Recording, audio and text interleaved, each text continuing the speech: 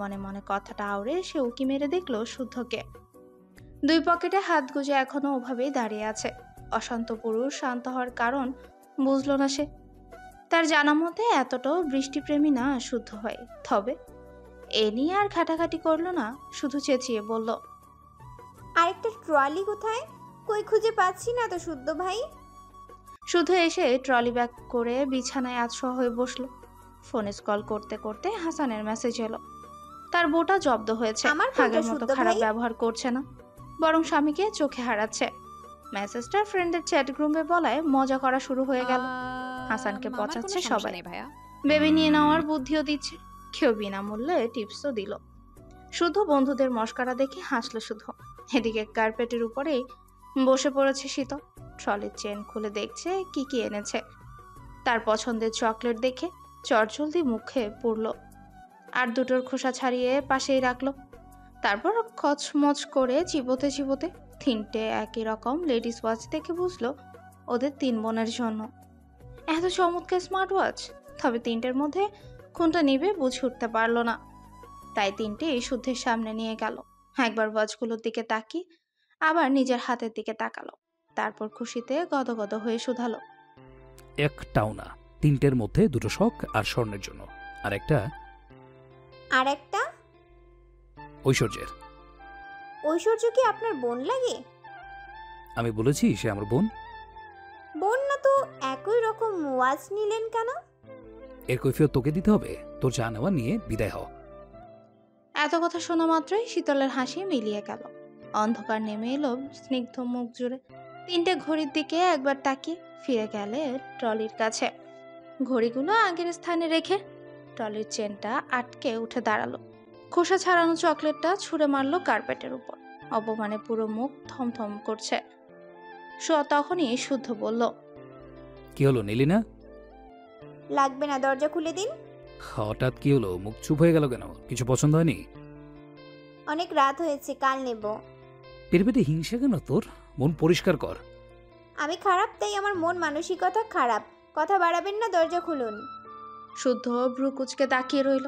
সে উঠছে না দেখে শীতল একের পর এক ভুল পার্স ইন করতে লাগলো। শুদ্ধ উঠে এক হাত টেনে দরজা থেকে সরাতেই শীতল চেঁচিয়ে বলে, সবসময় সবকিছু ভালো লাগে না, যেতে দিন। বস। ভুল পার্সে দরজা লক হয়ে গেছে, একটু পর নিউ পার্স ইন করলে দরজা খুলবে। কথাটা শুনেই শীতল বসলো। মেঝের দিকে তাকিয়ে ভাবছে কিছু। সে হঠাৎ মুখ তুলে তাকালো। বিছানায় আতশোয়া হয়ে শুদ্ধের আপাদমস্তক দেখল। কিছু চিন্তা করলো। কিয়ারা প্রায় বলে শুদ্ধ ভাই সুদর্শনের সেরা। তার পারফেক্ট হাইট, চোখ নাক ঠোঁট, কথা বলার ভঙ্গিমা, হাঁটার স্টাইল, পোশাকের ধরনে আভিজাত্যের ছাপ। আসলেই কি তাই? যদিও খেয়াল করা হয়নি, সময়ই বা কোথায়। কারণে অকারণে ধমকের উপর রাখলে খেয়াল করা কি সম্ভব? তাছাড়া শত্রুকে কেউ খুঁটিয়ে খুঁটিয়ে দেখে নাকি? এই চৌধুরী বাড়িতে অঘটিতভাবে তার একটাই শত্রু, সোয়াইপ শুদ্ধ। কথা বলার ইচ্ছে না থাকলেও থমথমে কণ্ঠে বলে বসল, আপনি কি ঐশ্বর্যকে ভালোবাসেন? সে তোর অনেক বড়, সম্মান দিয়ে কথা বল, নয়তো চেলাকার তোর পিঠে ভাঙবো বেয়াদব। ভালোবাসার কি বুঝিস তুই? হ্যাঁ, বুঝি না বলেই তো বুঝতে চাই। বুঝতে হবে না। তাছাড়া কাকে ভালোবাসি না বাসি এর কৈফিয়ত তোকে দেব না। কেন দিবেন না? কেন দেব? তুই কে? আমি কেউ না। না, আমি কেউ না। বললাম তো না। কথাটা বলে শুধু উঠে দরজার নিউ পার্স ইন করে বলল, বের হ। অভিমানী চোখে তাকিয়ে শীতল রুম থেকে বেরিয়ে গেলে শুদ্ধ সজোরে দরজা আটকে দিল। বিড়বিড় করে বকতে বকতেই শুয়ে পড়ল। বকবক করে মাথা ব্যথা বাড়িয়ে দিয়েছে ফাজিলটা। পরের দিন সকালবেলা, ঘড়িতে সকাল 8টা। খাবার টেবিলে বসেছে বাড়ির সবাই। বড়রা গল্প করছে, গিন্নিরা খাবার পরিবেশন করছে। কিন্তু বাড়ির কনিষ্ঠ 3 সদস্য শীতল, সাম্য, সৃজন মন খারাপ করে চুপ করে বসে আছে। একটু পরেই শুদ্ধ এসে চেয়ার টেনে বসলো। তার উপস্থিতি বুঝেও শীতল তাকালো না, আর না কোনো কথা বলল। তারপর সায়ন এলো। গা ঘেঁষে বসে পড়ল স্বর্ণের পাশে। অতি সন্তর্পণে স্বর্ণের একটা হাত গুজে নিল তার হাতে। স্বর্ণ জানে হাত ছাড়ানো সম্ভব নয়, তাই অযথা বৃথা চেষ্টাও করলো না। বরং মোচড়ামুচড়ি মাদারীপুর করলে থেকে অন্যের নজরে পড়ার সম্ভাবনা আছে। ব্লাডি শারাফাত হেরা চৌধুরী ওসব তখন নিয়ে থাক শাওয়ান তুই। চৌধুরীর সাথে তোর জরুরি তেজ ব্যাপারে কমা, কথা বলায় শুধু ব্যস্ত। সময়ের অপেক্ষা। এদিকে এখনো খেয়াল করেননি, তবে সিতারার ইশারায় তাকালেন অভিমানে পূর্ণ 3টি মুখপানে, গলা খাকারিও দিলেন। তবুও তাকালো না ওনার বাগানে 3টি ফুটফুটে ফুল। বুঝলেন গুরুতর কিছু হয়েছে, তাই আদর দিয়েই ডাকলেন। প্রিয় বড় আব্বুর ডাক উপেক্ষা করার সাহস নেই কারোই, তাই সাম্য টেবিলে থুতনি রেখে অভিমানী স্বরে জবাব দিল, আমরা বুঝে গেছি তুমি আমাদেরকে আর ভালোবাসো না বড় আব্বু। এ কথা কেন মনে হলো বাবা? এবার সৃজন জবাব দিল, আমরা কিন্তু তোমার একটা কাজে খুব কষ্ট পেয়েছি বড় আব্বু। কি কাজে কষ্ট পেয়েছে বলো আমাকে, না বললে বুঝবো কি করে?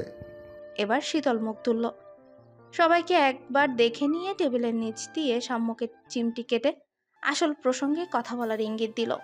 বোনের ইঙ্গিত পেয়ে সাম্য কণ্ঠে এক আকাশ সমান দুঃখে ঢেলে বলল, তুমি নাকি আজকের দিনে বড় আম্মুকে বিয়ে করছিলে, অথচ আমাদেরকে কাউকে নিয়ে যাওনি কেন বড় আব্বু? আমরা গেলে কত মজা করতে পারতাম, কেন নিলে না আমাদের? সাম্যর কথা শুনে বড়দের হাত থেমে গেছে, বিস্ফোরিত দৃষ্টিতে তাকিয়ে আছে সাম্যের দিকে। সাম্যের কথা শেষ হতেই পুনরায় সৃজন বলে। সাম্য সৃজনের কথা শুনে সায়ন মিটিমিটি হাসতে হাসতে বাবার দিকে তাকালো। শারাফাত চৌধুরী চোখে মুখে অস্বস্তি ফুটে উঠেছে, জবাবে কি বলবেন সেটাই চিন্তা করছেন বোধহয়। সিতারা চৌধুরী তরকারি আনার ছুতোয় রান্নাঘরে চলে গেলেন। বাবা মার অবস্থা দেখে সায়নের মাথায় শয়তানি বুদ্ধি উদয় হলো। বাবার থেকে এক টানা গালমন্দ খেতে খেতে অরুচি এসে গেছে। এই সুযোগে বাবাকে ফাঁদে ফেলার বাস রেডি করে ফেলেছে। এদিকে সাম্য সৃজন এখনো জবাবের আশায় শারাফাত চৌধুরীর দিকে তাকিয়ে আছেন। তাদের আরেকটু উস্কে দিতেই সায়ন কিছু বলার আগে শীতল মলিন মুখে বল, আমরা ছোট বলে কেউ আমাদের গুরুত্ব দেয় না। এতদিন জানতাম বাড়ির কেউ ভালো না বাসলেও বড় আব্বু আমাদের ভালোবাসে, কিন্তু আজ জানলাম বড় আব্বুও আমাদের না জানিয়ে বিয়ে করে নিয়েছে। আর কিছু বলার নাই। আহ কষ্ট। এবার তাদের কথা সুর ধরে সায়নও হতাশার সুরে বলল, তোরা ছোট, আমি তোদের সবার বড়, তাই আমাকে সাথে নেইনি। আসলে এই পৃথিবীতে ভালোবাসা বলে কিছু নাই রে। থাক, কষ্ট পাস না। আমার বাপের বিয়েতে রোস্ট খেতে পাসনি তো তাতে কি বল, আমার বিয়েতে তোদের ডাবল রোস্ট খাওয়াবো। সৃজনের প্রতিবাদী স্বর। না, আমি বিয়ের রোস্টই খাবো, বড় আব্বুর বিয়ের রোস্ট। আমিও। সাম্যরও একই কথা। এদিকে সিরাজ সিমিন শখ, শাওন চৌধুরী পারছে না হেসে মেঝেতে গড়াগড়ি খেতে। দম ফাটা হাসি চেপে রাখাও কত যে কষ্টের হাড়ে হাড়েও টের পাচ্ছে ওনারা। ছেলের কথা শুনে শারাফাত চৌধুরী কপাল কুঁচকে তাকান। বেয়াদবটা কি বলছে সব? কোথায় ছোট ভাই বোনদের বুঝিয়ে সুঝিয়ে প্রসঙ্গবাদ দিবে তা না, সে নিজে আরো উস্কে দিচ্ছে। বড় আব্বুর বিয়েতে সায়ন ভাইও ছিল না শুনে ছোটরা আরেক দফা হতাশ হলো, কষ্টও পেল। নাস্তার প্লেটও দূরে ঠেলে দিল, খাবে না তারা। মনের দুঃখে আজ সারাদিন না খেয়ে থাকবে। শারাফাত চৌধুরী কাতর চোখে সহধর্মিনীকে মুখ টিপে হাসতে দেখে হতাশ হলেন। এবার উপায় কিভাবে এদের বলবে উনি বিয়ে করেছিলেন বলে এই সায়ন শুদ্ধ শখ এই পৃথিবীতে এসেছে। বিয়েটা জরুরি, কারণ বিয়ে না করলে তারা পৃথিবীর মুখ দেখতো না। উনি সিতারাকে ইশারা করলেন বাঁচিয়ে দিতে, বিনিময়ে যত খরচ করা লাগে করবেন, এছাড়া উপায় নেই তো। বাড়ির ছানাপোনারা আটঘাট বেঁধেই নেমেছে বুঝতে বাকি নেই। তবে ওনাদের কাউকে কিছু বলতে না দিয়ে শেষ বোমটা ফাটালো শুদ্ধ। শারাফাত চৌধুরীকে আরেক দফা বিস্ময়ের সাগরে চুবিয়ে ভাই বোনদের উদ্দেশ্যে বলল, কে কে বিয়েতে যাসনি কাউন্ট কর। শুদ্ধের কথা শুনে সবার আগে হাত তুলেছে সিরাত। আবেগে হাত তুলে বেচারি লজ্জায় মুখ কাচুমাচু করছে। ওনাকে লজ্জা থেকে বাঁচালো সায়ন। সে সিমিনকে হাত তুলতে ইশারা করলো। সিমিন হাত তুলে সায়নের দিকে তাকালো। সায়ন মাথা নাড়ায়, অর্থাৎ সেও যায়নি। তারপর শুদ্ধের দিকে তাকালো, শুদ্ধ তাকালো শখের দিকে, শখ তাকালো স্বর্ণের দিকে, স্বর্ণ ঘাড় ঘুরিয়ে তাকালো শীতলের দিকে, শীতল তাকালো সাম্যের দিকে, আর সাম্য তাকালো সৃজনের দিকে। সৃজন তাকালো পাশের ফাঁকা চেয়ারে, কেউ নেই দেখে তাকালো বড় আব্বুর দিকে। এবার ওনার মুখ দেখার মতো হয়েছে। কাউন্ট করে দেখা গেল না যাওয়ার সংখ্যাই বেশি, এবং সকলেই ওনাদের বিয়েতে অ্যাটেন্ড করার তীব্র ইচ্ছের কথাও জানিয়েছে।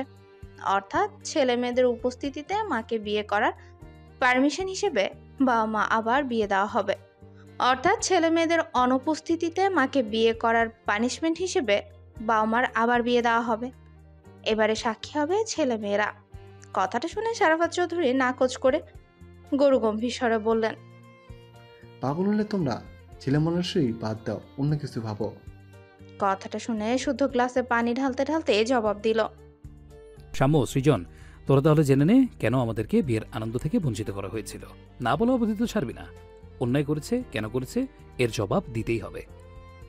আরেক ফাজিলের কথায় শারাফাত চৌধুরীর মনে হলো দেয়ালে মাথা ঠুকতে। এতদিন খাইয়ে পড়িয়ে এক একটা বাস তৈরি করেছেন, এখন কারণে অকারণে সেই বাস নিজেকেই হজম করতে হচ্ছে। সীতারা সেই কখন লজ্জা থেকে বাঁচতে রান্নাঘরে চলে গেছেন, আর বেরি হননি। ছেলে মেয়েদের সাথে না পেরে শারাফাত চৌধুরীকে রাজি হতেই হলো। উনি কোনোমতে নাস্তা সেরে উঠতেই সায়ন বলল, বাবা, একটা রিসোর্ট বুক করে ফেলি, সেখানে বিয়ে বাসরের ব্যবস্থাও থাকবে। আহম্মক কথাকার। কথাটা বলে উনি দ্রুত পায়ে স্থান ত্যাগ করেন। তবে যেতে যেতে ঠিকই শুনলেন অট্টহাসির শব্দ। বাবাকে তড়িঘড়ি করে যেতে দেখে সায়ন সকলের দিকে তাকিয়ে বলল, বাবাকে বাস দেওয়ার বুদ্ধিটা কার মাথা থেকে বেরিয়েছে? হাত তোল, কি গিফট পাবে? কথাটা শুনে শীতল গদগদ হয়ে হেসে এক হাত তুলে। ভোররাতে তার স্মরণ হয়েছে আজ বড় আব্বু ও বড় মায়ের বিবাহবার্ষিকী। কোনোবারই জাঁকজমকভাবে কিছুই করা হয় না, কারণ শারাফাত চৌধুরী পছন্দ করে না। এজন্য সে সাম্য আর সৃজনের মাথায় এই কথা ঢুকিয়েছে যে তাদের বড় আব্বু তাদের ভালোবাসে না। ভালোবাসলে কেন ওনাদের বিয়েতে নিয়ে গেল না? বাকিটাই ইতিহাস। আজ রাতে সেহরি খেয়ে কালকে থেকে রোজা, তাই আজ দুপুরে বিয়ের কাজ সারা হবে। বাড়িতে বিয়ে বিধায় আনন্দের সীমা নেই। তবে বিয়ের খাওয়া দাওয়া হবে রিসোর্টে। ইতিমধ্যেই 3 ঘন্টার জন্য রিসোর্ট বুকিং করেছে সায়ন। তারই এক বন্ধু রিসোর্ট বলে হয়েছে। 3 ঘন্টার মধ্যে কাজ সারতে হবে। সন্ধ্যায় আবার আরেকজনের গায়ে হলুদের অনুষ্ঠান হবে। বাড়িতে এত আনন্দ দেখে শীতল খুশিতে ডগমগ করে কল করলো সাদাত চৌধুরীকে। আস্তে আস্তে জানালো পুরো ঘটনা। অতঃপর কথার মাঝে থেমে গিয়ে ধীরে ধীরে বলল, তুমি আসবে না বাবা? না মা, তোমরা মজা করো। কাউকে বলে দেখো না বাবা, কয়েক ঘন্টার জন্য হলেও এসো। তোমরা মজা করো মা, আমি দূরে থেকেও তোমাদের সাথে আছি। বিশেষ দিনগুলো তোমাকে কাছে পাই না কেন বাবা? মাঝে মাঝে খুব রাগ হয় তোমার চাকরির প্রতি, দায়িত্বের প্রতি। এই দায়িত্ব করে আমাদেরকে সময় দাও না তুমি। সাদাত চৌধুরী মেরে ছলো ছলো চোখ দেখে নিঃশব্দে হাসল। এই নতুন কিছু না, বিশেষ দিনগুলো বাবাকে কাছে না পেলে মেয়েটা এভাবেই অভিযোগ করে বসে। স্বর্ণ বুঝতার শীতলের মতো যখন তখন আবদার জুড়ে বসে না। তবে মাঝে মাঝে তার চোখ জোড়াও বলে, ও বাবা এসো না। কিন্তু আবেগে পড়ে দায়িত্বের অবহেলা কখনোই করেননি, করবেনও না। এতে মৃত্যু সই। বাবা আসবে না জেনে শীতল মুখ ভার করে ফোনটা তার মায়ের হাতে ধরিয়ে চলে গেল। সারাদিন বিয়ের ঝামেলা শেষে ক্লান্ত দেহে বাসায় ফিরেছে সবাই। শুদ্ধের সাথে সায়নের কিছু একটা নিয়ে খুব কথা কাটাকাটি হয়েছে। তবে সায়ন ভাইয়ের কথাই হেসেছে। হাসতে হাসতে গড়াগড়ি খাওয়ার অবস্থা তার। ভাইকে হাসতে দেখে শুদ্ধ রাগে জেদে সবার আগে রিসোর্ট থেকে বাসায় এসে ফ্রেশ হতে ওয়াশরুমে ঢুকেছে। শাওয়ার নিচে দাঁড়িয়েও রাগে গা কাঁপছে তার। এর কারণও শীতল। সব দোষ ওই বেয়াদবটার। আজ সারাদিন তাকে জ্বালিয়ে মেরেছে। আর এসব ভুলভাজ কাজে ওকে উস্কে দিয়েছে সায়ন। ভালোবাসার জীবাণু টিবাণু বলে আজাইরা সব যুক্তি দিয়ে ব্রেন ওয়াশ করেছে গাধিটা।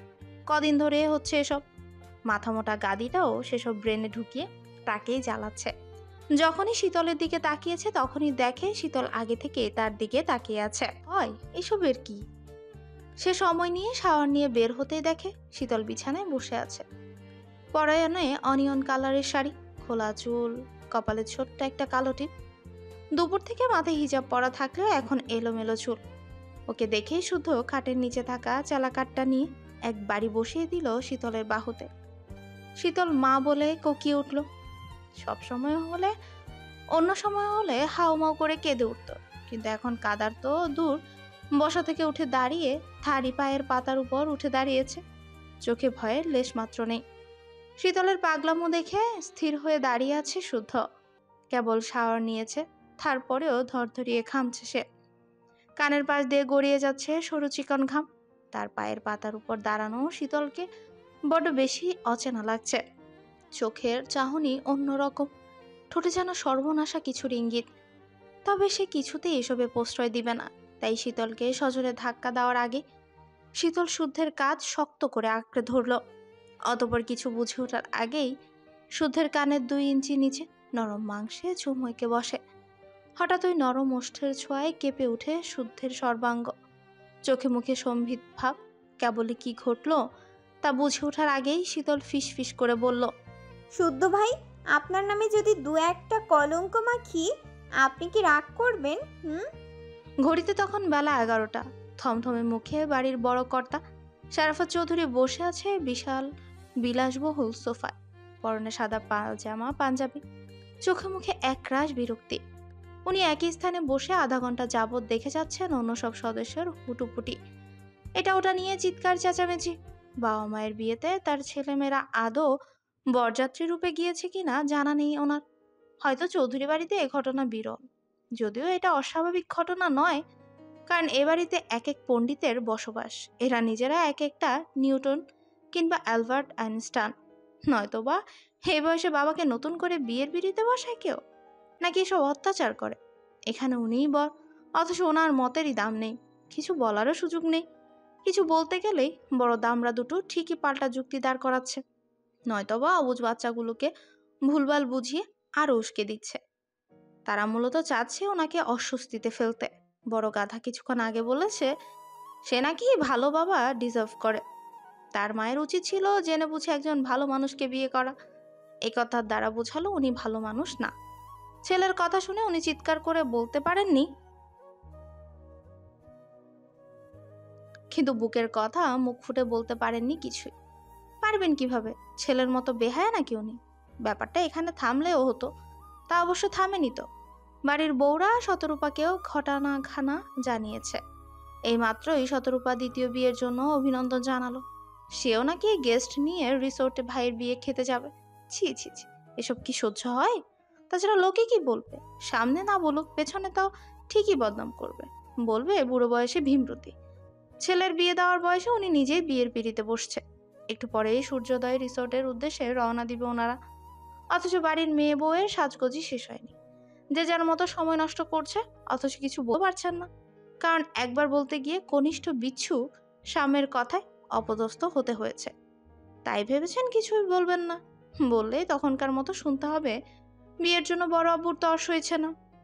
শীতল, শখ, স্বর্ণ 3 বোন এক রুমে রেডি হচ্ছে। স্বর্ণ শখের শাড়ির কুচি ঠিক করে দিচ্ছে। তারা 3 বোনই শাড়ি পরবে। কালার আলাদা হলেও এক কোয়ালিটিরই শাড়ি সব, সঙ্গে ম্যাচিং হিজাব। এদিকে শীতল এখনো মুখ ভোতা করে চুপ করে বসে আছে। ভাব দেখে মনে হচ্ছে এক্ষুনি কেঁদে দিবে, কারণ তার এক চোখের আইলাইনারটা মোটা, তো আরেক চোখেরটা তেরা বাঁকা, এবড়ো থেবড়ো। তখনই সৃজন না জ্বালালে এমন হতো না। পাজিটাকে বারবার বারণ করা সত্ত্বেও তাকে নাড়িয়েছে। ফলস্বরূপ কষ্ট বৃথা। এখন মুছতে গিয়ে পুরো মুখে কালি হয়ে গেছে। শীতল মুখ কাদো কাদো করে আয়নায় নিজেকে দেখে, ভূতের মতো দেখাচ্ছে। হুট করে কারো সামনে দাঁড়ালে নির্ঘাত অক্কা পাবে। নিজের করুণ অবস্থা দেখে শীতল দুঃখ ভরা কণ্ঠে শখকে ডাকলো, বলল, আপু, আইলাইনার ঠিক করে দাও। শখের কথা শুনে শীতল ওয়াশরুমে গিয়ে পুরো মুখ ধুয়ে এলো। গরমে যে অত্যাচার মেকআপ করার ভুল করা যাবে না। তাছাড়া শুদ্ধ ভাই আছে, সে নিরামিষ টাইপের পুরুষ মানুষ, মেকআপ টেকআপ পছন্দ করে না। দেখা যাবে মুখের উপরেই বলে বসবে। ভাই তুই অনুগাড়িতে যা, এমনিতেই ওয়েদার গরম, তোর মুখের ওই আটার মধ্যে দেখে আরো গরম লাগছে। মানুষটার মুখের লাগাম নেই, যা তা বলে অপমান করে বসতে পারে। সেই সুযোগ তাকে দেওয়া যাবে না। শাড়ির সাথে হিজাবও তো পড়তে হবে, নয়তো এক আসারেই নাড়ি ভুড়ি বের করে দিয়ে তাকে জিজ্ঞাসা করতে পারে কি দরকার শুধু শুধু বকা খাওয়ার। হিজাবের সাথে ভারী মেকআপ তার নিজেরও পছন্দ নয়, স্কিনেও স্যুট করে না, কারণ স্কিন সেন্সিটিভ। একটু এদিক ওদিক হলে দুগালে, কপালে, নাকে, থুতনিতে ব্রণের দেখা মিলে। যদিও আজকাল মুখ ফ্রেশ আছে, দাগটাকও তেমন নেই। স্বর্ণ কোথায় থেকে কিসের কিসের যেন গুঁড়া এনে দিয়েছে, সেসব দিলে পুরো স্কিন চকচক করে, এখনো করছে। তাই ওসব মেকআপ টেকআপ না দিলেও চলবে। এসব ভাবতে ভাবতে আয়না তাকিয়ে শীতল তার মুখের পানি মুছল। চোখের পাতার উপরিভাগ আর একটু ঘষাঘষি করলো। অনিয়ন কালার শাড়ি পরেছে সে, ফর্সা গায়ের রংটা যেন ফুটে উঠেছে। শাড়িতে কি একটু বড় বড় লাগছে নাকি? লাগবেই তো, সে এখন কলেজে পড়ে। কলেজ ভাবা যায়? কলেজে পড়া মেয়ে বড় তো অবশ্যই হয়েছে, তাই না? মনে মনে কথাটা ভেবে মুখ টিপে হাসে শীতল। হঠাৎ মাথায় শয়তানি বুদ্ধি উদয় হলো। আচ্ছা, শুদ্ধ ভাই এখন কি করছে? ঘন্টাখানিক আগে সাম্য সৃজনকে চুল কাটাতে নিয়ে গিয়েছিল। বিচ্ছু দুটো জেদ ধরেছিল তারা শুদ্ধ ভাইয়ের মতো করেই চুল কাটবে। ওই কাটে নাকি শুদ্ধ ভাইকে হিরো হিরো লাগে। আজ তারাও হিরো হিরো লুক নিতে চায়। পরে শুদ্ধ যেখানে চুল কাটে সেখানে নিয়ে গিয়েছিল। নিজেও চুল কেটেছে আর বাকি দুটোরও কাটিয়েছে। তাই সেই মানুষটাও আর নিচে নামেনি কেন? তাকে একবার জ্বালিয়ে এলে কেমন হয়? জ্বালিয়ে আস্তে আস্তে শখ স্বর্ণ আপুও রেডি হয়ে যাবে। দুজন সাজালে সেও চটজলদি রেডি হয়ে নিতে পারবে। হ্যাঁ, যেই ভাবা সেই কাজ। সে শখকে আসছি বলে শাড়ির কুচি ধরে উপরে গেল। সুধের রুমের দরজা হালকা করে ভিজিয়ে রাখা, অর্থাৎ রুমেই আছে সে। আচ্ছা, ধুম করে ঢুকে গিয়ে শুদ্ধ ভাইকে একটু চমকে দেওয়া যাক। চমকে গিয়ে খুশিও হতে পারে, খুশির ঠেলায় কিছু টাকাও দিতে পারে। সকাল থেকে দুহাত চুলকাচ্ছে, টাকা আসার সম্ভাবনাও শতগুণ। তাই সারা শব্দ না করে ঢুকতে গিয়ে আচমকা নাকের উপর কুশন এসে পড়ে। কুশন ক্যাচ করে মুখ ভোতা করে দেখে শুদ্ধই ছুঁড়ে মেরেছে। এও বুঝলো নক না করে ঢুকার শাস্তি। শীতল কুশন ধরে রেখে গমগমে সুরে বলে, অপ্রয়োজনে আসিনি, প্রয়োজনেই এসেছি।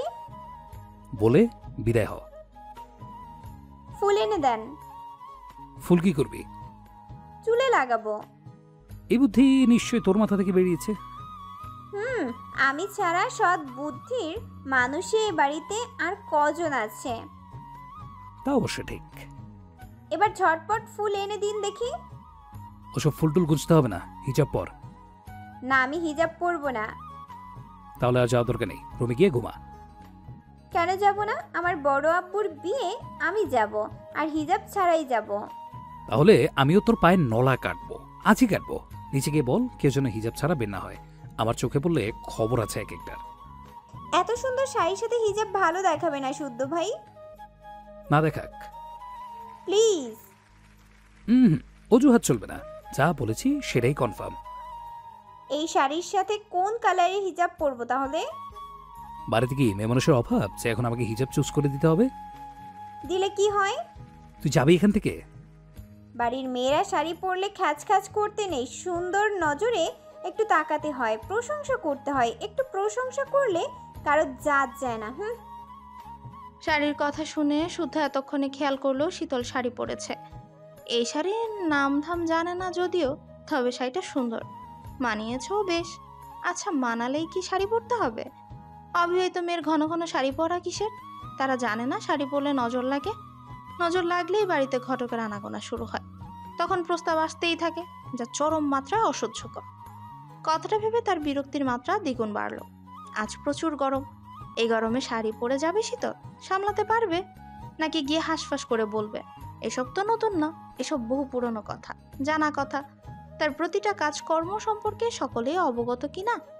এই তো 2 মাস আগের এক ঘটনা। সেদিন শারাফাত চৌধুরীর বন্ধুর মেয়ের বিয়েতে সে ছাড়া বাড়ির সবাই গিয়েছিল।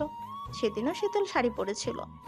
এই মেয়ের আবার শাড়ি পরতে অকেশন লাগে না, মন ভালো থাকলেই মাঝে মধ্যে শাড়ি পরে। তবে এখনো শাড়ি সামলাতে শেখেনি। তবে কবে শিখবে কিংবা আদৌ শিখবে কিনা তা অবশ্য জানাও নেই। সেদিন বিয়ে বাড়ি গিয়ে কুচি পায়ে বেঁধেই পড়েছিল, মুখ থুবড়ে পড়ে থুতনিও কেটে গিয়েছিল, রক্তারক্তে অবস্থা। নতুন বরবউকে রেখে সবাই ওকে নিয়ে ব্যস্ত হয়ে পড়েছিল। পরে শাওয়ান চৌধুরী তাকে ফোন করে শীতলকে বাড়ি আনার কথা বলেন। অগত্যা ল্যাবের কাজ রেখে বকতে বকতে বেয়াদবটাকে আনতে যায়। থুতনি শক্ত করে চেপে ধরার পরেও রক্ত বন্ধ হচ্ছিল না, কাঁদছিলও খুব। ওর কান্না দেখে ভেবেছিল ব্যথায় কাঁদছে, রাগটাক ভুলে সান্ত্বনা দিয়েছিল। কাঁদিস না, মেডিসিন নিলে ব্যথা কমে যাবে। কথাটা শুনে সে জবাব দিয়েছিল, সেলাই টেলাই যেন না করা লাগে শুদ্ধ ভাই। সেলাই করলে থুতনিতে দাগ পড়ে যাবে, তখন বিয়ে হবে না। আমার বরপক্ষ এসে বলবে থুতনি কাটা বউ নিব না আমরা। এভাবে একের পর পাত্র ফিরে গেলে তখন বিয়েই হবে না আমার। তার কথা শুনে ডাক্তারও হু হু করে হেসেছিল। পরে সেলাই না দিল, থুতনিতে হালকা দাগ এখনো রয়ে গেছে।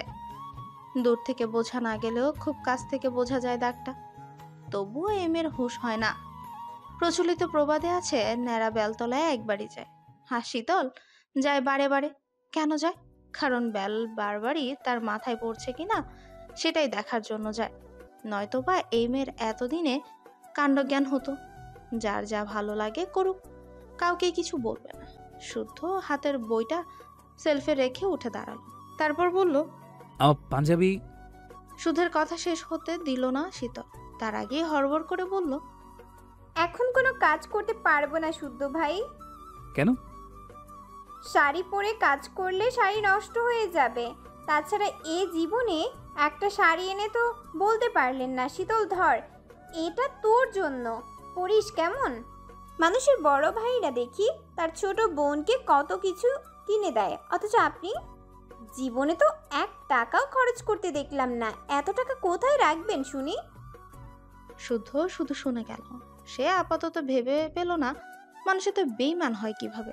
3 বোনকে একই রকম ড্রেস কিনে দেওয়ার 2 মাস হয়নি, 3 জনেরই নাম খোদাই করা একই রকম স্বর্ণের ব্রেসলেট, নূপুর, দুল, ড্রেস, হিজাব, আরো কত কি এনে দিয়েছে। যতবারই ঢাকা থেকে আসে ততবারই কিছু না কিছু আনে, অথচ এই বেইমান বলছে সে নাকি কখনো কিছু এনেই দেয়নি। ঠোঁট মোছা মুরগি কোথাকার। আগে ভালো জিনিস তুলে নিয়ে এখন বলে কিনা কিছুই নেয়নি। ঘসেটি বেগমও এত তাড়াতাড়ি পাল্টি খায়নি যত তাড়াতাড়ি এই মেয়ে পাল্টি খেতে পারে। সে কথা বাড়ালো না, হালকা আকাশি রঙের পাঞ্জাবি বের করে বিছানার উপর রাখলো, আজ এটাই পরবে। তারপর ওয়ালেট থেকে 200 টাকার নোট পাঞ্জাবির উপর রেখে ওয়াশরুমে চলে গেল। শীতল বুঝলো পাঞ্জাবি আয়রন করে দিলে টাকা তার। টাকা যেহেতু পাওয়া যাবে তাহলে দেরি কিসে? টাকার বেলাতে সে আবার না করতে পারে না। তাই একগাল হেসে আঁচল কোমরে গুজে হাত ভেজা চুলগুলো হাত খোপা করে নেয়। তারপর শুদ্ধের বের করা পাঞ্জাবিটা নেড়ে ছেড়ে মুখ কুচকাল। এটা তার ভালো লাগলো না। শুদ্ধ ভাইকে তো সাদা পাঞ্জাবিতে বেশ লাগে। তাই সে কাবার্ড খুলে হ্যাঙ্গারে ঝুলানো অনেকগুলো পাঞ্জাবির মধ্য থেকে খুঁজে খুঁজে সাদা পাঞ্জাবি বের করলো। এই পাঞ্জাবিটা একটু বেশি সুন্দর, এর আগে পরেনি, একেবারে নতুন, বুকের কাছে ডিজাইনও বেশ। সে পাঞ্জাবিটা নিজ গায়ে ধরে আয়নার সামনে দাঁড়িয়ে খুব আফসোস করলো। মেয়েদের যদি পাঞ্জাবি পরার নিয়ম থাকতো সে কবে এটা চুরি করে নিয়ে যেত, কিন্তু তা তো আর নেই। আহারে, কেন যে এমন নিয়ম বের হয় না? নারী পুরুষ সমান অধিকার, তাহলে পুরুষ পাঞ্জাবি পরলে নারী পরতে পারবে না কেন? এ কথা ভাবার পর মুহূর্তে পাঞ্জাবিটা নিজের গায়ের উপর থেকে সরিয়ে শাড়ি পরা নিজেকে দেখে মুচকে হাসলো। ছোট ছোট চুল কানের পেছনে গুজে বিড়বিড় করে উচ্চারণ করলো, শাড়িতেই নারী। অতঃপর গুনগুন করতে করতে সে যত্ন করে পাঞ্জাবিটা আয়রন করলো। ড্রেসিং টেবিলের একটি তাকে ওয়াচের কালেকশন, এক একটা এক এক রকমের। সে গ্লাস সরাতে গিয়ে বুঝলো লক করা। কিছু ভেবে পারফিউম রাখা তাকের গ্লাস খুলতে গিয়েও দেখলো সেটাও লক। টানাটানি করেও খোলা গেল না। তবে সে রাগ করা দূর, ফিক করে হেসে ফেলল। একবার ভেঙেছে দেখে বেচারা ভয় এবার লক করে রেখেছে। তবে কি বিশুদ্ধ পুরুষ মনে মনে তাকে ভয় পায়? কতক্ষণ একা একা হাসলো সে।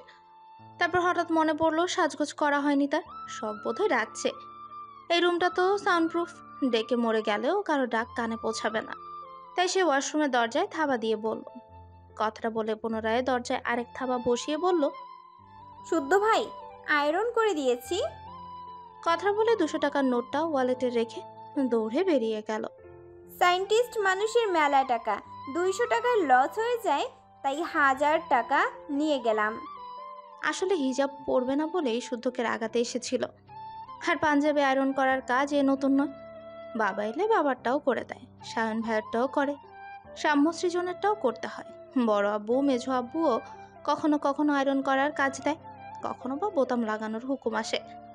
বাড়ির ছোট সদস্য হলে এমন টুকটাক সব কাজকেই করতে হয়, অভ্যাসও আছে।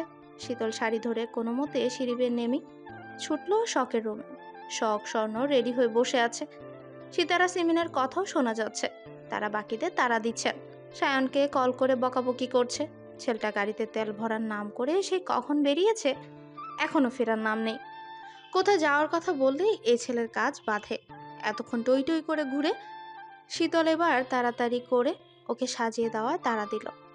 শখ স্বর্ণ একসাথে শীতলকে রেডি করে দিল। সাজ বলতে আইলানারে কাজল, ঠোঁটে লিপ বাম, হাতে চুড়ি, এই তার সাজ। তারপর শীতল নিজেই হিজাব বেঁধে নিল। শখ স্বর্ণ একদম হালকা সাজে তৈরি। সকার শীতলের জোড়াজুড়িতে স্বর্ণ শাড়ি পরতে বাধ্য হয়েছে। সে শাড়ি সামলাতে পারলেও এক অভদ্র পুরুষকে সামলানো খুব মুশকিল হয়ে যায়। শুধু ড্যাব ড্যাব করেই তাকিয়ে থাকে। সুযোগ পেলে বলে, চাঁদরে আর কত ধৈর্যের পরীক্ষা নিবি? হয় চুপি চুপি বিয়ে কর, নয়তো বাড়িতে জানাতে দে। তোর কারণে আমাদের বাচ্চাদের স্কুলে ভর্তি করাতে দেরি হয়ে যাচ্ছে। স্বর্ণ বিরক্ত হয়, চোখ পাকায়। তা দেখে সায়ন কিছুক্ষণের জন্য চুপচাপ থাকলো। একটু পর যা তাই। মাঝে মাঝে তার পাগলামো দেখে সন্দেহ হয় এ বাজি পুরুষটা নাকি রাজনীতি করে, মানুষ জবাই করে গবাদি পশুর মতো। তার হাত পা কাঁপে না, অন্তর কাঁপে না, অথচ সেই পুরুষ তার কাছে এলেই যেন সবটুকু ধৈর্য হারায়, কথার লাগাম ছুটায়। রোমান্টিকতা তার কথায় কথায় ঝরে পড়ে। ব্যাকুল চোখে তাকেই দেখতে থাকে। অর্থাৎ সে বাইরের পৃথিবীর কাছে কঠিন পাষাণ পুরুষ হলেও কেবল তার কাছে সায়ন অন্যরকম। 3 বোন রেডি হয়ে বেশ কয়েকটা সেলফি তুলল। তারপর একে একে ড্রয়িং রুমে গিয়ে দাঁড়ালো। 3 বোনকে অনিন্দ সুন্দর দেখাচ্ছে। চৌধুরী নিবাসের এক একটা জীবন্ত পুতুল যেন তারা। শরাফত চৌধুরী চায়ের কাপে চুমুক দিতে গিয়েও থেমে গেল। দেখলেন 3 রাজকন্যাকে, মনে মনে আওড়ালেন, মাশাল্লাহ মাশাল্লাহ মাশাল্লাহ। মেয়েগুলো বড়, কি সত্যিই বড় হয়ে যাচ্ছে। ওনার কাছে তো ছোটই আছে। এখনো মনে হয় কেবলই পৃথিবীতে এলো তারা। কেউ বাবা ডাকলো তো কেউ বব বউ বলে বাড়ি মাতিয়ে তুলতো। মেয়েরা বড় হলেও যত মুশকিল। তাদের বাপের বাড়ি থাকার মেয়াদ ফুরিয়ে আসে। নিজের বাবার মেয়ে বিদায় করার তাড়া না থাকলেও অন্যের কাছে যেন মেয়ে ভারী হয়ে আসে।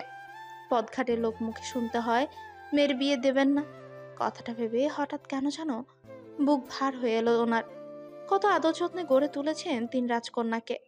এমন না শখ আপন মেয়ে বলে তাকে আলাদাভাবে দেখেছে। উনি ভাবেন ওনার 3টে মেয়ে, আর 3টেই ওনার। 3টা একটা কষ্ট পেলেও ওনার বুকে বিধে। শীতলটা কিডন্যাপ হলো সেদিন কি ওনার বুকের ভাঙন দেখেছিল? না, কেউ দেখেনি। শীতল বাসায় ফেরার পর আল্লাহর দরবারে দুহাত তুলে ওনার 3 ভাই 2 চোখের পানি ঝরিয়ে শুকরিয়া আদায় করেছিল। একথা কেউ জানে না, জানবেও না।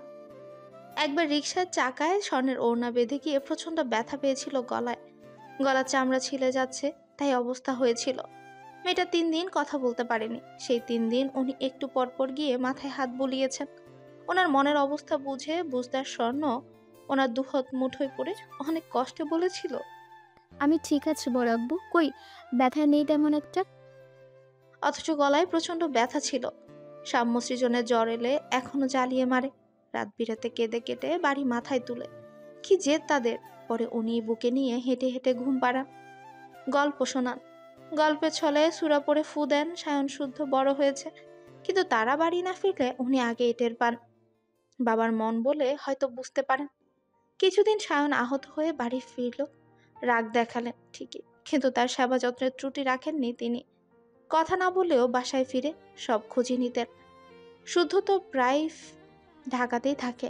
ঢাকায় থাকলে তাকে কি, তার ফ্ল্যাটের কর্মরত লোকদের সাথে ওনার সরাসরি কথা হয়। শুদ্ধ বরাবরই খুঁতখুঁতে স্বভাবের। যাত্রার হাতে খাবে না, যাত্রার জিনিস নেবে না। রান্নার ব্যাপারেও তাই। হয় নিজে রান্না করে খাবে, নয়তোবা তার ঠিক করা রাঁধুনি রান্না করে দিয়ে যাবে। ছেলের যাতে সুবিধা হয় উনি সে খেয়াল রাখেন। বাকি রইল শখের কথা, সে আর কদিনের অতিথি মাত্র। ভাবলেই বুক পাঁজর ভেঙে আসে। সবটা বড্ড নরম স্বভাবের। কষ্ট পেলেও বলবে না কষ্ট পাচ্ছি। শখের পরপরই স্বর্ণের পালা, তারপর ছোট্ট শীতলের। কি অদ্ভুত। পেলে পুষে বড় করে কলিজাগুলোকে নাকি পরের বাড়িতে দিতে হবে। মায়ের বাঁধন কাটিয়ে চলে যাবে পরের বাড়ি। তখন চাইলেও জোর দেখাতে পারবে না। শখ স্বর্ণ বরাবরই বুঝতার। তবে শীতল এই মেয়ে মাথাতেই বড় হয়েছে, বোধ বুদ্ধি হয়নি। নয়তোবা রাত দিন যেচে পড়ে শুদ্ধের পায়ে পাড়া দিয়ে ঝগড়া করে মার খায়। সে ভারী ছোট্ট কন্যা হিসেবে সবারই যেমন আদরে তেমনই আহ্লাদীয়। সত্যি বলতে মেয়েটা ছোট থেকে বাবাকে কাছে পায়নি বলে সবচেয়ে বেশি ভালোবাসা তার জন্যই বরাদ্দ থাকে। এজন্য মাঝে মাঝে তার ভুলচুক চোখে দেখেও দেখেন না। এদিকে বাড়ির 3 গিন্নিও একেবারে তৈরি। ওনাদের পরনে জামদানি শাড়ি, ম্যাচিং হিজাব, স্বর্ণের গয়নায় স্পষ্ট চৌধুরী বাড়ির গিন্নি ওনারা। শরাফত চৌধুরী, শাওন চৌধুরী, সাম্য সৃজন সবার পরনে আজকে সাদা পাজামা পাঞ্জাবি। একটু পরে শুদ্ধ নিচে নামলো। বরাবরের মতোই চুপচাপ সে, মুখভঙ্গি গম্ভীর্য ভাব। তাকে দেখে শীতল মিটিমিটি হাসছে। পাঞ্জাবি বদলে যাওয়ায় বিশুদ্ধ পুরুষে বিরক্ত বুঝতে বাকি নেই তার। তবে এই লোক আদৌ জানে সাদা পাঞ্জাবি পাজামাতে তাকে ঠিক কি পরিমাণ সুদর্শন লাগছে? জানে না বোধহয়। জানলে নাচতে এসে তাকে একটা ধন্যবাদ দিত, যদিও এটা তার থেকে আশা করা আকাশ কুসুম ভাবনা। শুধু নেমে এসে দাঁড়াতেই শাওন চৌধুরী তার কাঁধ ধরে এবার বলেই ফেললেন, কি রে বাপ, সাদাতে কি দারুণ দেখাচ্ছে তোকে। শুদ্ধ নিশ্চুপ, এটা তার কাছে নতুন কিছু না। কথাটা অনেক শুনেছে, তাই তার মতো বিশেষভাবে পাত্তা দেওয়ার মতো কিছু না এটা। তবে অধরে দাঁড়ানো সিতারার উদ্দেশ্যে বললেন। সিতারা মেজোজায়ের কথা শুনে হেসে সম্মতিসূচক মাথা নাড়ান। শুদ্ধ বসেছে বাবার পাশে, তবে কথা বলছে শাওন চৌধুরীর সাথে। সবাই এখানে হাজির হলেও শায়নের দেখা নেই। তার খোঁজ নিতে গিয়ে দেখা গেল ঘামে ভিজে হন্তদন্ত হয়ে বাসায় কেবল ফিরছে শায়ন। সবাইকে রেডি দেখে এক প্রকার দৌড়ে যেতে যেতে শারাফাত চৌধুরীর উদ্দেশ্যে বলল, নতুন বরদের বকবক করতে নেই বউ, বাসাল হয়। কথাটা বলে রুমের দিকে ছুটল সে। এদিকে সময় হয়ে গেছে, তাই শুদ্ধ যাওয়ার কথা বলল, কারণ সময় নির্ধারণ করেই রিসোর্ট বুক করা। দেখা যাবে তাদের ঢিলেমিলের কারণে বিশেষ কাজটা সম্পূর্ণ করার আগেই সময় শেষ। এর চেয়ে কেউ যাক ওখানে। পরপর দুটো গাড়ি পার্কিং লটে দাঁড় করানো হয়। একটায় বড়রা উঠলো, আরেকটাতে ছোটরা সবাই। বড়দের যাওয়ার কথা জানালে ওনারা সাবধানে আসতে বলে চলে গেলেন। শুদ্ধ বসেছে ড্রাইভিং সিটে, পাশে বসেছে শীতল, তার কোলে সাম্য, পেছনের সিটে শখ, স্বর্ণ আর সৃজন। এদিকে এখনো শায়নের আসার নাম নেই। তখন শীতল মুখ কাছুমাছু করে বলল, আমি গিয়ে সায়ন ভাইয়াকে ডেকে আনি। কথাটা বলেই সাম্যকে কোল থেকে নামতে বলেই শুদ্ধ বলল, প্রয়োজন নেই, সময় হলে ঠিকই চলে আসবে। আর তাছাড়া চোখ থাকতেও যারা অন্ধ তাদের তো আর বিশ্বাস নেই। তাই আগে বলে দিচ্ছি, কেউ পড়ে টরে গেলে কিন্তু হসপিটালে যেতে পারবো না আমি। কথাটা শুনে শীতল মুখ বাঁকালো। খোঁচাটা যে তাকে মারলো বুঝতে বাকি নেই। তবুও শুদ্ধের বারণ অমান্য করে নামতে গেলে শুদ্ধ পুনরায় বলে, বারণ করেছি। ওয়াশরুমে যাব। কথাটা বলে সে শাড়ি সামলে নিচে নামে। গুটি গুটি পায় সায়নের রুমে গিয়ে দেখলো সায়ন কেবল শাওয়ার নিয়ে বের হয়েছে। তাকে দেখে গাল ভর্তি হেসে বলে, কিরে বনু, শাড়ি পরেছিস? তোর বোনও পরছে নাকি? শীতল তাড়া দেয়, উফ, তাড়াতাড়ি করো ভাইয়া। এই তো হয়ে গিয়েছে। কথাটা বলেই সায়ন পাঞ্জাবি খোঁজার যুদ্ধে নামে, কিন্তু সাদা পাঞ্জাবির খোঁজ মিলল না। সায়নের সাথে শীতল হন্ত হয়ে খুঁজে একটা দলামলা পাকানো সাদা পাঞ্জাবি খুঁজে পায়।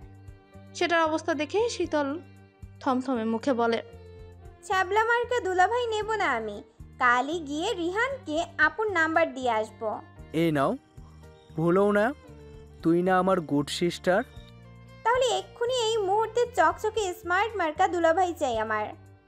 তাহলে বোন, দিবি তো? ওকে। কথাটা বলেই সে কাবার থেকে পাঞ্জাবি বের করে। সে জানে বাড়িতে না থাকলেও তার ড্রেস ঠিকই রেডি পাবে। শীতলকে আর 2 মিনিট অপেক্ষা করতে বলে সে দ্রুত রেডি হয়ে এলো। চুল ঠিক করে পারফিউম স্প্রে করে, এবার একেবারেই পারফেক্ট লুক। তারপর শীতলের সামনে দাঁড়িয়ে ভ্রু নাচিয়ে বলল, চলবে। শীতল খিলখিল করে হেসে মাথা নাড়িয়ে জবাব দিল, চলবে না, দৌড়াবে। এবার চলো, নয়তো তোমার জাদ্রেল ভাই আবার ঐতিহাসিক লেকচার শুরু করবে। শীতলের কথা শুনে সায়ন হেসে ফেলে। তখন তার মাথায় দুষ্টু বুদ্ধি ভর করে। সে ফিচেল হেসে বলল, শুদ্ধ আমার ভাই হলে তোর কে হয়? শত্রু। পরম শত্রুকে বসে রাখা বুদ্ধিমানের কাজ। তবে কি দিয়ে বশ করা হয় জানিস? কি দিয়ে? শীতলের পাল্টা প্রশ্ন শুনে সায়ন কিছুক্ষণ চুপ থাকলো। তারপর বলল, ক্ষেত্র বিশেষ ধনুকের তীরে মিশ গেলেও ভালোবাসার তীর কখনো মিশ যায় না। ট্রাই করে দেখতে পারিস। আর শুদ্ধের বিশেষ গুণ কি জানিস? সে একান্ত কারোর জন্য মরতে রাজি, কিন্তু ছাড়তে রাজি নয়। খুব মারে। জান দিয়েও ভালোবাসতেও জানে। মিথ্যা কথা, তার মন নেই, সে পাষাণ পুরুষ। ওই পাষাণ পুরুষের মন জয় করতে পারলে এক পৃথিবী সমান শোক তোর পায়ের কাছে এনে দিবে। সে আমাকে ভালোবাসবে না ভাইয়া। বাধ্য করবি? বাধ্য করে ভালোবাসা হয়? না হয় তবে ভালোবাসা দিয়ে ভালোবাসা আদায় করে চাই। যদি না পারি? আমি আসি তোর পাশে। পথ খুব কঠিন। প্রাপ্তি কিন্তু অমূল্য রত্ন। শাঁসা শব্দে গাড়ি চলছে হাইওয়ের উপর দিয়ে। শীতলরা ভাই বোনরা মজা করতে করতেই যাচ্ছে রিসোর্টের উদ্দেশ্যে। কখনো তারা একযোগে গান গাইছে, কখনো হইচই করছে, কখনো পেছনের গাড়িকে টেক্কা দিতে পেরে একযোগে হেসে লুটোপুটি খাচ্ছে। এরই মধ্যে পুরনো ঘটনা স্মরণ করে একে ওকে পচাচ্ছে, গাল ফুলাচ্ছে তো খুনসুটি মারামারি করছে। গাড়ির মধ্যে শুদ্ধই শুধু নিশ্চুপ। সে এক মনে অভিজ্ঞ হাতে গাড়ির হুইল ঘোরাতে ব্যস্ত। কিছু জিজ্ঞাসা করলো, হ্যাঁ না উত্তরে জবাব দিচ্ছে, নয়তোবা চুপ থাকছে, যা স্বভাব তার। শুদ্ধের পাশের সিটেই শীতল বসেছে, পেছনের সিটে সাম্য, সৃজন, সায়ন, শখ আর স্বর্ণ। পেছনে বসতে চেয়েছিল, কিন্তু সায়ন ইশারায় স্বর্ণের পাশে বসতে চাওয়ায় সে সামনেই বসেছে। তাই সায়নকে সুযোগ দিয়েছে স্বর্ণের পাশে বসতে, কিন্তু এখানে বসে তার দম আটকে আসছে, অস্থির অস্থির লাগছে। সুধের গায়ের পারফিউমের সুগন্ধ নাকে এসে ধাক্কা দিচ্ছে। ঝাঁকঝাঁক কথারা পেটে খোঁচাখুচি করলে কণ্ঠস্বর যেন কেউ চেপে ধরে আছে। কম্পিত হাত জোড়া মুট করে ধরে, হাতের তালু ঘেমে একাকার। বুকের ভেতরে ধুকপুকানি শব্দটা যেন বেড়েই চলেছে। এসব কেন হচ্ছে? ভয়ে নাকি অন্য কিছু? যদি অন্য কিছুই হয় তাহলে সেটা কি? খোলা জানলা দিয়ে বাইরে তাকিয়ে এসব ভাবছে সে। তবে তার মাথায় ঘুরপাক খাচ্ছে অন্য চিন্তা। বিগত কয়েক মাস যাবৎ সায়ন তাকে শুদ্ধের ব্যাপারে বারবার সিরিয়াস হতে বলছে, নানানভাবে বোঝাচ্ছে। বোঝানোর মূল কারণ যাতে তার মনে শুদ্ধের প্রতি সফট কর্নার তৈরি হয়। কিন্তু কেন জানো তার সাথে স্বাভাবিক হতে গেলে উল্টো কিছু ঘটে যায়। কথায় কথায় দ্বন্দ্ব লেগে যায়, দ্বন্দ্বের রেশ ধরে মারও খেতে হয়। এমনটা কেন হয়? মনের টান নেই বলে, নাকি জোরপূর্বক সে স্বাভাবিক হওয়ার ভান করে বলে? কিছুক্ষণ আগেও সায়ন ভাই কিসব বলে মনের অশান্তি বাড়িয়ে দিল। ধুর, ভালো লাগে না এসব। আর কিভাবে শুদ্ধকে বাধ্য করবে সম্পর্কে জড়াতে? শুরুটা করবেই বা কি দিয়ে? মানুষটা যে পরিমাণে রাগে যদি থাপ্পড় মেরে বসে, থাপ্পড় না মারলেও ছেলাকাট দিয়ে আদমরা ঠিকই করবে। অতঃপর জিজ্ঞাসাও করতে পারে, আমার সাথে প্রেম করবি? শখ পিঠেছে প্রেম করার? না মিটলেও বল, যত্ন করে বাকি হাড্ডিগুড্ডি ভেঙে প্রেমের ভূত মাথা থেকে নামাই। মনে মনে এসব ভেবে একবার শুদ্ধর দিকে তাকাতে চোখাচোখি হলো। বিনিময়ে মিষ্টি করে হাসল সে, কিন্তু হাসির বিনিময়ে শুদ্ধ নজর সরিয়ে সামনে দৃষ্টি নিবদ্ধ করে। অশান্ত ব্যাঙাচির হঠাৎ শান্ত হয়ে বসে থাকার কারণ খুঁজল সাধ্য। তাছাড়া সে খুব ভালো করেই জানে শীতলের দোষীপনা মানে সব স্বাভাবিক, আর চুপচাপ থাকা মানেই বুঝতে হবে কোনো জট পাকানোর পায়তারা করছে। সে আবার তাকায়, এবারও চোখাচোখি হয়। শীতল পূর্বের মতো হাসে। তা দেখে শুদ্ধের ভ্রুজোড়া কুঁচকে গেল। সন্দেহ হলো প্রবল। একে এখন বকবক করাতে হবে, নয়তোবা রাগাতে হবে। না হলে পেট থেকে কথা বের করা যাবে না, আর কথা না বের করে জানাও যাবে না মনে মনে কি ঘোট পাকাচ্ছে। তাছাড়া বাড়ি এসে অব্দি খেয়াল করেছে সায়নের সাথে গোপন মিটিং চলে শীতলের। সায়ন কিসব বলে আর সে মুখ ভোতা করে শোনে। বলা বাহুল্য, চৌধুরী বাড়ির ছেলে মেয়েদের মধ্যে সবচেয়ে বিচ্ছু হচ্ছে শীতল আর সায়ন। এদের পেটে পেটে প্রচুর শয়তানি বুদ্ধি। দুই বিচ্ছু একসাথে গুজুর গুজুর করা মানে বড় কোনো কেলেঙ্কারির পূর্বাভাস। এসব ভেবে শুদ্ধ বলল, পানি খাবি? না। খারাপ লাগছে? না। তবে পানি খাবো। শুদ্ধ পানি দিল। সেও সময় নিয়ে পানি খেলো, মুখ বুঝে বোকা বোকা হাসলো। তারপর বলল, আপনার ফোনটা দিন তো শুদ্ধ ভাই। শুধু কথা বাড়ানো না, লক খুলে দেয়। শীতল ব্যস্ত হাতে নোটপ্যাডে কিছু টাইপ করে শুদ্ধকে দেখালো। সেখানে লেখা, আমার কিছু বলার আছে। শুদ্ধ লেখাটা দেখলো, বলতে অনুমতি দিতেই শীতল ঢোক গিলে কপালে জমা ঘাম মুছে জানালো পরে বলবে। শুদ্ধ আর জোরাজুরি করলো না। তখনই সাম্য বলল আইসক্রিম খাবে। তাকে দেখে বাকিরাও জানালো তারাও খাবে। অগত্যা এক সাইডে গাড়ি দাঁড় করিয়ে শুদ্ধই নামলো গাড়ি থেকে। রাস্তা পার হয়ে ওপাশে চলে আসলো আইসক্রিম আনতে। শীতলের প্রচুর অস্থির লাগছে। কিছু কথা মনের ভেতর টকবক করে ফুটছে। কি মনে করে গাড়ি থেকে নামলো সে। তাকে দেখে সায়নও নামলো। শীতলের চিন্তিত মুখ দেখে মুখ টিপে হাসলো সে। তারপর ফিসফিস করে বলল, নার্ভাস? আজ মনের কথা বলতেই হবে। আমি পারবো না ভাইয়া। তাছাড়া পৃথিবীতে কি ছেলের অভাব বলো? পৃথিবীতে ছেলের অভাব না, তবে একজন নিঃস্বার্থ জীবনসঙ্গী পাওয়া খুব টাফ। শুদ্ধ তোর জন্য বেস্ট অপশন। ভাইয়া বাদ দাও না প্লিজ। তোর ভালোর জন্যই বলছি বোন, শখ আর তুই কেউই আমার কাছে কম না। দুইজনই আমার জান বাচ্চা। আমি যা করেছি জেনে বুঝে করেছি। বাইরের পৃথিবী সম্পর্কে তোর ধারণা নেই, তবুও ভাবতেও পারবি না এই পৃথিবীতে ভালোবাসার নামে কত কি ঘটছে প্রতিনিয়ত। একটা মেয়ের জন্য একজন ছায়াসঙ্গী কতটা জরুরি তিক্ত কথা কি জানিস? মেয়েরা যদি লয়াল জীবনসঙ্গী পায় তবে সে হয় জীবনেই জান্নাতের সুখ পায়, আর যদি জীবনসঙ্গী অমানুষ হয় তাহলে দুনিয়াতে নরক যন্ত্রণা অনুভব করে। তুমি যেমন আমার ভাইয়া তেমনি শুদ্ধ ভাইয়াও তো। শুদ্ধর আসন বদলে ফেল। আমি শুধু তোর ভাইয়া, শুদ্ধ নই। তুমি এরকম কেন করছো ভাইয়া? কেন বুঝছো না? ভয় পাচ্ছি আমি, খুব ভয় লাগছে আমার। বাড়িতে জানাজানি হলে আব্বু আম্মু মেরেই ফেলবে আমাকে। তুই শুধু শুদ্ধকে কাবু কর, বাকি সব সেই সামলে নেবে। আমি যেমন তোর বোনের সমস্যায় ঢাল হয়ে দাঁড়াই, তেমনি তোর রক্ষা কবচ হবে শুদ্ধ। আমার কথাটা শোন বোন, আমার আল্লাহর করে কসম বলছি, এসবের পিছনে আমার কোনো স্বার্থ নেই। আমি শুধু চাই তোরা ভালো থাক। শুদ্ধ ভাই কেন, আর কেউ কেন নয়? কারণ আমার মতে ওর মতো লয়াল ছেলে তোর জন্য খুঁজে পাবো না। এতদিন তোকে যথাসাধ্য বুঝালাম, কে কি কেন কিভাবে, এক প্রশ্নের উত্তর বারবার দিয়েছি। এবার যা করার তোকেই করতে হবে। এখন যদি মনে হয় তুই পারবি না তাহলে আমিও আর কিছু বলবো না। শুদ্ধ আসছে, আপাতত টপিক চেঞ্জ কর। শীতল মাটির দিকে তাকিয়ে আছে, ভীষণ কান্না পাচ্ছে তার। হঠাৎ করেই সব জটিল হয়ে যাচ্ছে কেন? যাকে নিয়ে ওসব কিছু ভাবেনি, হঠাৎ তাকে ভালোবাসবে কিভাবে? স্বপ্ন সাজাবেই বা কিভাবে? যাকে ভাই বলে ডেকেছে তাকে কিভাবে? সায়ন শীতলের মনের কথা বুঝলেও ছুঁই বলল না, কারণ সে বেঁচে থাকতে শীতলকে না অন্য কারো সাথে সম্পর্কে জড়াতে দিবে, আর না অন্য কারো বউ হতে দেবে। শখকে আটকাতে পারবে না, কারণ সে তার আপন বোন, আপন রক্ত।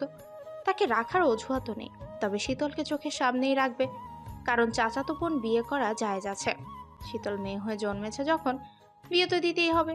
তাহলে শুদ্ধের সাথে কেন নয়? সে পাত্র, শুদ্ধ কেন নয়? যদি সে বেঁচে থাকে তবে শীতলই হবে শুদ্ধের সহধর্মিনী।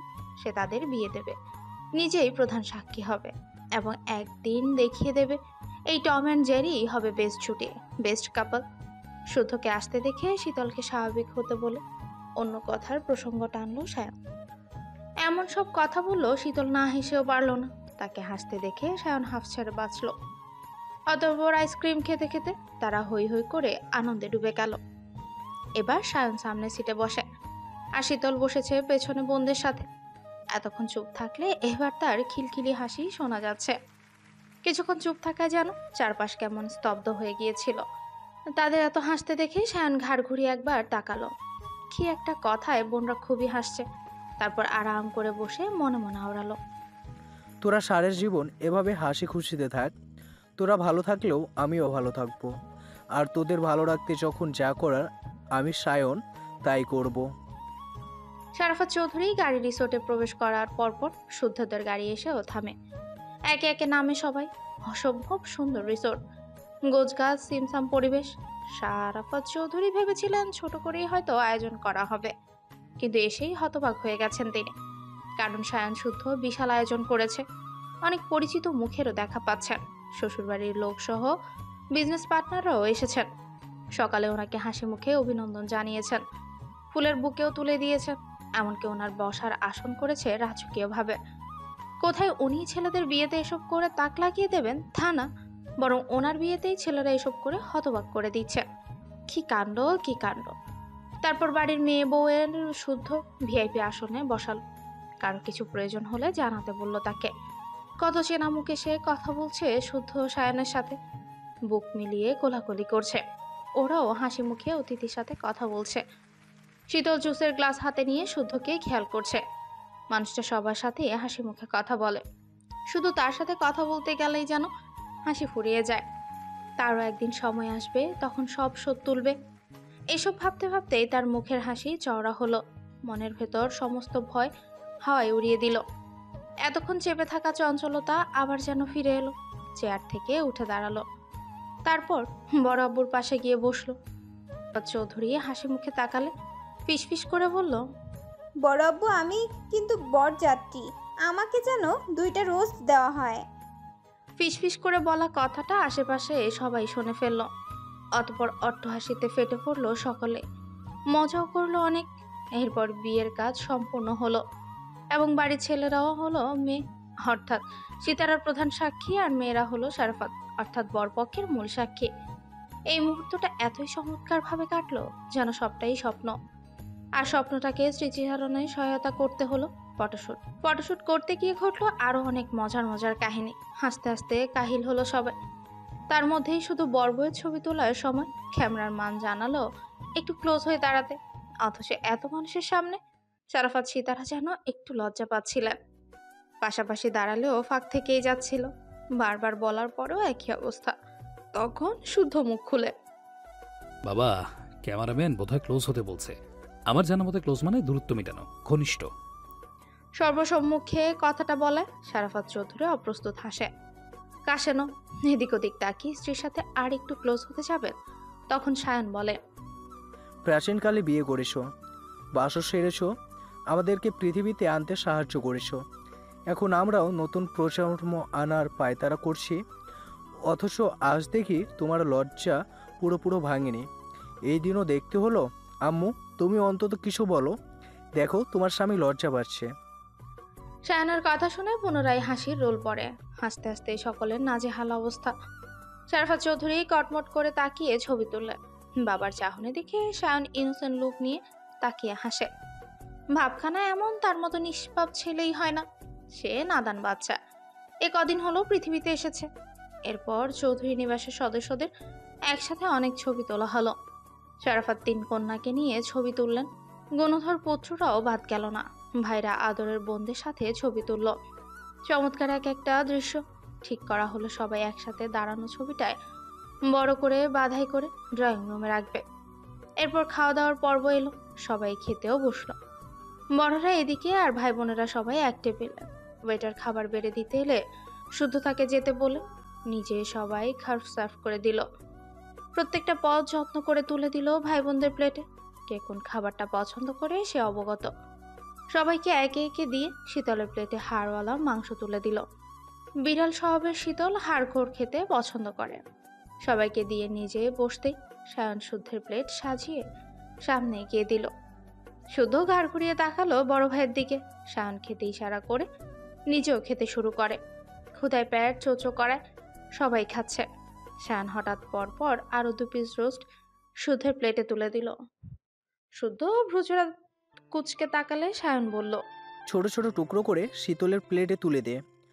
রোস্ট খেতে গিয়ে আমার বোনের লিপস্টিক নষ্ট হয়ে যেতে পারে। তোমার বোন তুমি দাও। কথাটা শুনে সায়ন ভ্রু কুচকায়। তারপর অতি সন্তর্পণে তার পাশে বসা স্বর্ণকে ইশারা করে বলে, আমি তোর বোনকে দিচ্ছি, তুই আমার বোনকে দে। শোধবোধ। তাদের 2 ভাইয়ের ফিস কথা কেউ খেয়াল করেনি। বোনরা খেতে খেতে তখনকার ছবি তোলা নিয়ে গল্প করছিল। সাম্য সৃজন বোরহানির গ্লাস ফাঁকা করতে ব্যস্ত। শুদ্ধ আর কথা বাড়ায় না। মাংসের ছোট্ট টুকরো শীতলের প্লেটে তুলে দিতে থাকে। শীতল মুখ তুলে তাকায়, খুশিও হয়, তবে কিছু বলতে গেলে শুদ্ধ বলে, দ্রুত খাওয়া শেষ কর, নয়তো এখানে রেখেই চলে যাব। শুদ্ধের কথা শুনে শীতল দাঁত কপাটি বের করে হাসে। তারপর জবাব দেয়, জান, আপনাকেই নিতে আসতে হবে। রাইস দেবো? না। স্যালাড? না। পানি? না। তাহলে মুখের দিকে তাকিয়ে না থেকে খাওয়া শেষ কর। শীতলের হঠাৎ সায়নের দিকে নজর পড়ে। সায়ন মিটিমিটি হাসছে। ওর আর বুঝতে বাকি রইল না বড় মহারাজ আবার কলকাঠি নেড়েছে। তবে শুদ্ধকে জ্বালানোর সুযোগও মিস করলো না। শুদ্ধ মাংসের টুকরো দিতেই থাকে, সে খেতেই থাকে। 2টোর জায়গায় 3টে রোস্ট খাওয়া শেষ। 4 নম্বর চলমান। শুদ্ধ নিজের খাওয়া রেখে দাঁতে দাঁত চেপে শীতল প্লেটে মাংসের টুকরো দিতে দিতে বলল, কত বছরের অনাহারি তুই? খবরদার বলছি, খাওয়ার খোটা দিবেন না। বড় আব্বুকে বলে দিব কিন্তু। বল, এক্ষুনি বল, না বলে থাপড়ে কল ফাড়িয়ে দেবো বেয়াদব। জান, খাবই না আর। খাবার নষ্ট হোক, তারপর দেখ তোর অবস্থা কি করি। খেলেও বকছেন না, আবার খেলেও বকছেন, সমস্যা কি আপনার? শেষ কর। তারপর খাওয়া দাওয়ার পর্ব শেষ করলো তারা। এদিকে সময়ও শেষের দিকে। মেহমানরা অনেকেই চলে গেছে, ওনারাও যাওয়ার জন্য কেবল পার্কিং লটেই দাঁড়িয়েছে। এর মধ্যে সায়ন শুদ্ধের কথা কাটাকাটি সবার কানে গেল। দুই ভাইয়ের হঠাৎ কি হলো কেউ কিছুই বুঝলেন না। প্রচন্ড শুদ্ধ যে প্রচন্ড রেগেছে, তার হাতে থাকা কোল্ড ড্রিঙ্কসের ক্যান ছুঁড়ে মারা দেখে বুঝলো সবাই। ওদিকে ফাঁকা, আশেপাশেও তেমন কেউ নেই। শুদ্ধ সহজে রাগে না, সচরাচর তাকে সহজে রাগতেও দেখা যায় না, কিন্তু যখন রাগে, যার উপর রাগে, তার জীবনে ঝড় তুলে দিতে বিন্দু মাত্র কার্পণ্য করে না। এতক্ষণ তো সব ঠিকই ছিল, হঠাৎ কি হলো যে দুই ভাই রণমূর্তি রূপ ধারণ করলো? দু ভাইয়ের কথা সিরিয়াস হয়ে যাচ্ছে দেখে সারাফাত ও সাফওয়ান চৌধুরী এগিয়ে গেলেন। শুদ্ধ অগ্নিচোখে তাকিয়ে আছে বড় ভাইয়ের দিকে, তবে সায়ন হাসছে, আর এই হাসি শুদ্ধের রাগের মাত্রা শতগুণ বাড়ায়। সে কাউকে কিছু বলার সুযোগ না দিয়ে গাড়ি ছাড়াই হনহন করে সেখান থেকে বেরিয়ে গেল। না কারো ডাক শুনলো, না কেউ তাকে থামাতে পারলো। সায়নকে জিজ্ঞাসা করলেও কোনো জবাব পাওয়া গেল না। এরপর অনেকগুলো গিফট বক্স গাড়িতে তুলে বাকিদের থেকে বিদায় নিয়ে ওনারাও বাড়ির উদ্দেশ্যে বেরিয়ে পড়ে। এদিকে সিদ্দিকের অবস্থাও পাগলা কুকুরের মতো হলো। ছেলেকে কোনো মতেই জামিন করাতে পারেনি উনি। এই উকিল তো সেই উকিল, কেউই কেস নিচ্ছেন না। কেন নিচ্ছেন না এর জবাব এখনো মেলেনি। ছেলেটা দেশে এসেই ফেসে গেছে। কতবার বারণ করেছিলেন চোখ কান খোলা রেখে চলতে। ওনার চারপাশেই শত্রুপক্ষ হিজিগিজ করছে, কিন্তু ছেলে কর্ণপাতই করেনি। এদিকে কনকের ধর্ষিত বোনটা মারা গেছে। কনক এখন নিজেই যেন ভেঙে পড়া কলা গাছ, তাকে দিয়ে কোনো চাল চালাবে সেই সুযোগ নেই। কিন্তু থেমে থাকলে হবে না। উনি কাটা হাত পাগুল, কাটার ধরন দেখে চিনতে অসুবিধা হয়নি এ কাজ আজমের। সায়নের ডান হাত আজম, অর্থাৎ সায়নই এসব ঘটিয়েছে।